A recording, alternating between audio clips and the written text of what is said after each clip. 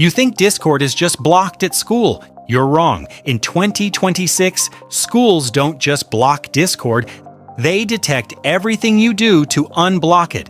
There are 8 ways to unblock Discord, but here's what nobody tells you. Every single method leaves a trace. VPN, detectable, proxy, logged, DNS change, limited. Even safe methods are no longer safe. The first layer is simple. VPN, proxy, DNS, web client. They still work, but only on weak school networks. Modern firewalls use DPI, deep packet inspection, to recognize VPN fingerprints, TLS patterns, and even traffic behavior. Then people move deeper. Browser extensions, remote desktop, portable USB clients, mobile hotspots. These don't just bypass blocks, they bypass the entire network layer, especially mobile hotspot, because it removes the school network completely. But here's the real problem. Even if you bypass everything, AI can still detect you. It doesn't read messages. It studies behavior, packet size, packet timing, upload ratios, session length.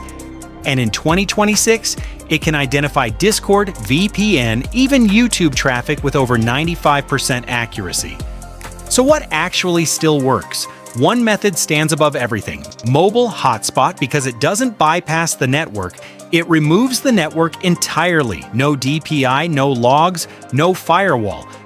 The truth is simple. It's no longer about unblocking Discord. It's about whether you're being detected while doing it. But here's the other side of the story. For schools and parents, this is no longer just a blocking problem, because students will always find ways around it. So the real question becomes, how do you guide behavior instead of just restricting access? That's where systems like AnySecura come in, not as a blocker, but as a visibility and behavior system. It doesn't focus on what students can't see, it focuses on how they actually use their devices. VPN attempts, proxy tools, USB transfers, access to blocked apps like Discord. For schools, it means detecting risks like malware, data leaks, and unsafe exposure early. For parents, it means understanding usage patterns instead of blindly restricting apps.